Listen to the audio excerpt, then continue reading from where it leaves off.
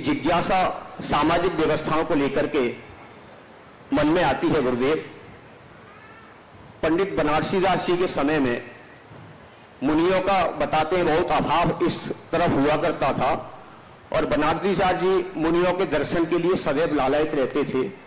लेकिन वर्तमान में साधु संतों का अत्यधिक आवागमन देखने को मिलता है, सहज रूप से दर्शन भी देखने को मिलते हैं, लेकिन गुरुदेव आज उनके दर्शन करने वालों की संख्या घटती जा रही है और साधुओं की संख्या निरंतर बढ़ रही है। हमारा युवा वर्ग या तो साधु होता जा रहा है और या अन्य मतों में जाकर के जैन धर्म को और दिगंबरत्व की संख्या को कम करता जा रहा है। गुरुदेव, चिंता का विषय सिर्फ इतना है कि हमारे यहाँ जो विवाह संबंध होते हैं उसमें पिंड शुद्धि, गोत्र शुद्धि, इन सब बातों को देखा जाता है, और हमारे युवा और युवतियां अन्य धर्मों में जाकर के अपने विवाह संबंध कर रहे हैं। तो ऐसी स्थिति में गुरुदेव हम समाज को क्या संदेश दें कि हमारा ये दिगंबरत्व की संख्या बढ़ती रहे और हम दिगंबरत्व के अंतर्गत रह करके अपनी इस संख्या को बढ़ाएं ताकि हम अपने साधु संतों को अच्छे से पूजन कर सकें। ये प्रश्न ऐसे हैं जिन प्रश्नों का 50 बार समाधान देने पर भी सुधार नहीं होगा। मुनियों की संख्या बढ़ नहीं रही है, शून्य से संख्या जब बढ़ती है तो दिखता है बढ़ रही।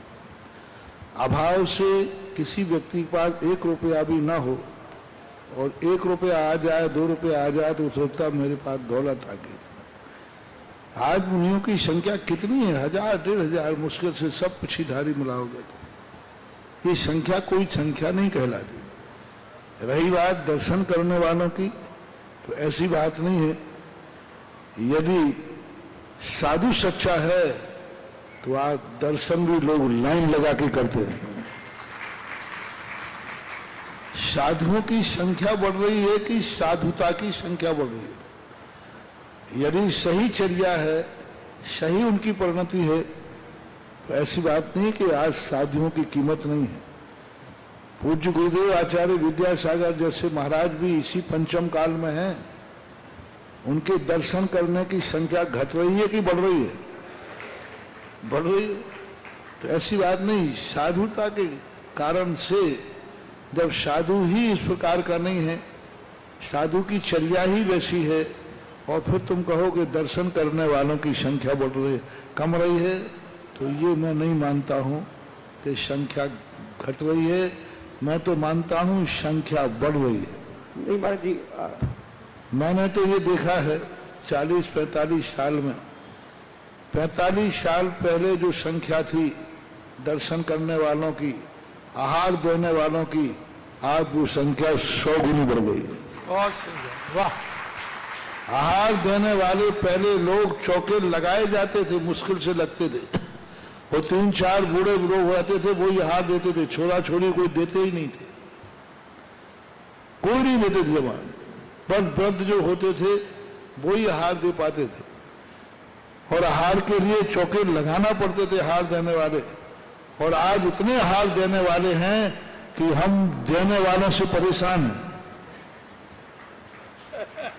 परेशान है। हम सोच रहे हैं कम करो देने वालों, लेकिन वो बढ़ते जा रहे हैं। ये 50 साल पहले नहीं था। हर साल आहार देने वालों की संख्या बढ़ रही है, हर साल दान देने वालों की संख्या बढ़ रही है, हर साल भक्तों की संख्या बढ़ रही है, हर साल चतुर्मास का बहुमान बढ़ रहा है। बस होना चाहिए। तो मैं तो आज बढ़ोतरी देख रहा हूं, और घटोतरी वही है जहां कहीं ना कहीं साधु में कोई ना कोई कमी जरूर है, और कमी होने से फिर सब प्रकार की कमियां आ जाती है। रही बात आज के युवाओं का विधर्मी विवाह का, अब ये तो आप लोगों का, मैंने पहले ही कहा, को एजुकेशन जितना बढ़ेगा उतना ही ये दोष बढ़ेगा। और आप लोग अपने बच्चे बच्चियों को संस्कार दे करके कहें कि भाई इस प्रकार के करने से कितनी हानियां हैं। हम तो कभी कभी बताते ही हैं, लेकिन आज के 90% इससे विधर्मी संबंध कहाँ होते हैं? कॉलेजों में। 10% छोड़ दो, 90% लोग इस प्रकार के जो केस हो रहे हैं वो पढ़ते समय हो रहे हैं। जो कोई एजुकेशन करते हैं उसी समय उनके संबंध चालू हो जाते हैं, उसी समय वो एक दूसरे को वचन दे देते हैं, एक दूसरे को पसंद कर लेते हैं। तो आप कोई एजुकेशन बंद करा दीजिए, बाकी ये सारी व्यवस्थाएं अपने आप सुधर जाएंगी। लड़कों के विद्यालय अलग हों, 8वीं कक्षा के बाद दोनों बच्चे बच्चियों के पढ़ाई के अलग अलग स्थान होना चाहिए। बस एकमात्र कारण से हम बच सकते हैं, अन्यथा तुम लाख समझाओ लाख करो, 2 जवान बच्चे बच्चियां एक टेबल पर 5-5, 6-6 घंटे क्लास में बैठेंगे, उनका आकर्षण एक दूसरे के प्रति होगा ही होगा। ये उनका दोष नहीं है, ये जवानी का दोष है। आकर्षण होगा ही होगा, क्योंकि जब बैठे, अब वहां पर ये निर्णय तो है नहीं कि भाई जैनी जैनी बैठेगा, अजन कोई भी बैठता है। तो ये को एजुकेशन जो है, यह एजुकेशन पूरी भारतीय संस्कृति को नष्ट और भ्रष्ट कर देगी। और ये अंग्रेजों की दुर्नीति थी कि भारत की मातृशक्ति को यदि नष्ट और भ्रष्ट करना है तो को एजुकेशन को चालू कर दो, और को एजुकेशन को खत्म करे बिना इस प्रश्न का समाधान नहीं हो पाएगा। गुरुदेव, पिंड शुद्धि या गोत्र शुद्धि के संबंध में थोड़ा सा। पिंड शुद्धि संबंधी का अर्थ होता है, पिंड का अर्थ होता है आहार। किसी भी आचार्यों ने पिंड शब्द शरीर के लिए प्रयोग नहीं किया। पूरे मूलाचार के अंदर पिंडाधिकार है, तो पिंड का अर्थ होता है आहार। पिंड यानी जो पिंड बना करके खाया जाए, कबलाहार को। और जही बात गोत्र शुद्धि की, तो गोत्र शुद्धि की चर्चा भी जैनाचार्यों ने नहीं की, क्योंकि सजाति गोत्र में तो शादी होती नहीं।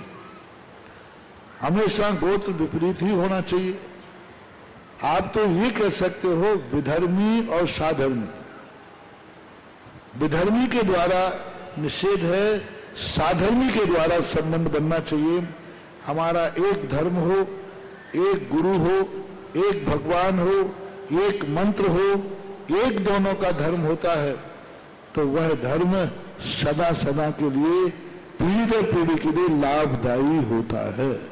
नमोस्तु गुरुदेव।